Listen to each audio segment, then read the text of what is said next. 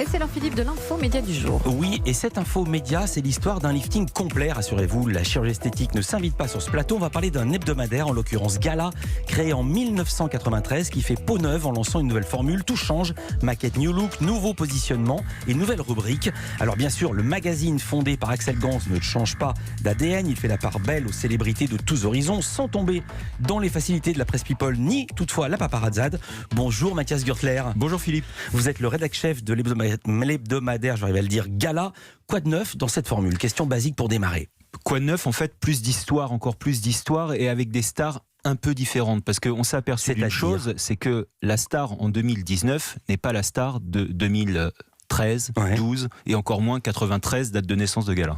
Vous écrivez dans l'édito, il n'y a pas si longtemps, une star faisait rêver car elle était inaccessible. Aujourd'hui, c'est tout l'inverse. Ne me faites pas croire qu'on peut croiser Carla Bruni chez Lidl et Mylène Farmer à la foire fouille. Non, mais on peut les croiser sur leur page Insta, et ça a tout changé, parce que le principal concurrence aujourd'hui de la presse dite de célébrité, je ne parle pas des tabloïds où là il y a des photos volées, mais la presse dite de célébrité qui accorde des rendez-vous avec des stars en direct, le principal concurrent, en l'occurrence pour nous, c'est Instagram, puisque ce sont aujourd'hui leurs propres magazines people à ces célébrités qui en tirent un avantage clair, c'est d'abord de communiquer directement avec leur public, mais aussi de monétiser éventuellement leur post. Donc ça, c'est principalement notre concurrent. Donc comment faire, sachant que nous avons aussi notre page Instagram, nous avons aussi un site internet qui marchait très très fort, on a eu 50 millions de visites en septembre, donc les baisses du papier, on va peut-être l'aborder, mais les baisses du papier sont largement aujourd'hui compensées par le digital. Donc comment faire pour garder cet écrin, cet hebdo, ce papier glacé, ce grand format créé donc en 93 et qui fait toujours quelque part foi en kiosque, on le voit de loin. Donc comment faire pour continuer à rester attractif? Donc l'idée était d'ouvrir sur autre chose que le simple gossip ou la simple interview de célébrité. Et comment? En essayant de trouver le dénominateur commun qu'il pouvait exister entre l'histoire des personnalités et la lectrice. Et comment?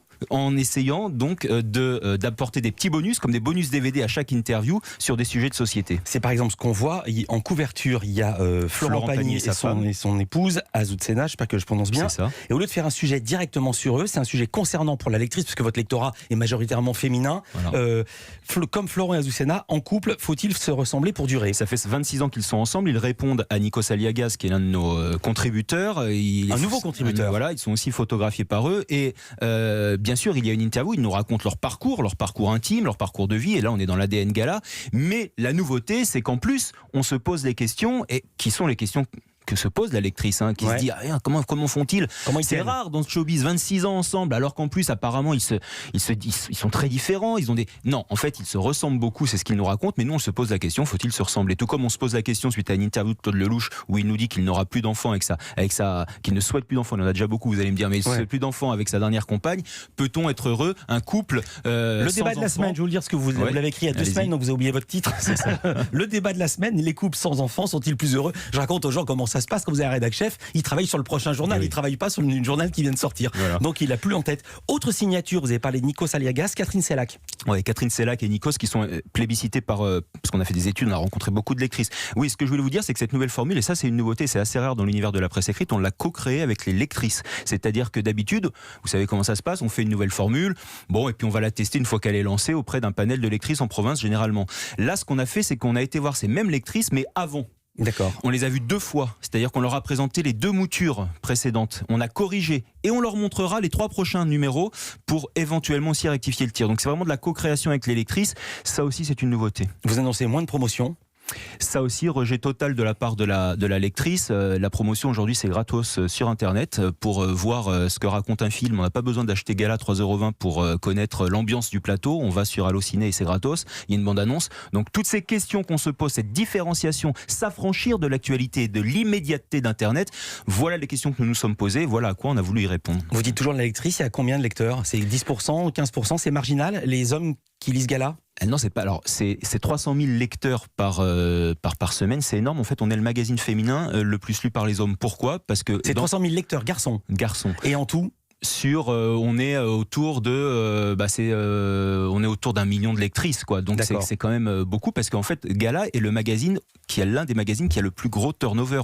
On est chez tous les salons de coiffure, on est dans les salles d'attente. Ça veut dire qu'un magazine... Je sais, parce que quand vous allez dans un salon de coiffure ou chez le médecin ou chez le dentiste, vous lisez et en fait parfois les gens sont plus ensemble parce qu'ils restent tellement longtemps. Ouais, c'est ça. Et les couples se passent tellement vite. J'encourage le réabonnement.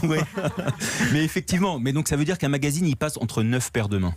Donc c'est énorme. Et parmi ces 9 paires de mains, il y a beaucoup d'hommes qui le lisent, parce que Gala, dans son titre, à la différence de Elle ou de Madame Figaro, c'est pas segmentant. C'est-à-dire qu'on peut le lire quand on est un homme sans avoir l'impression qu'on ne s'adresse qu'à sa femme. Donc on est lu par beaucoup d'hommes. Il y aura autre chose m'a étonné, j'ai lu que vous annonciez des photos moins retouchées.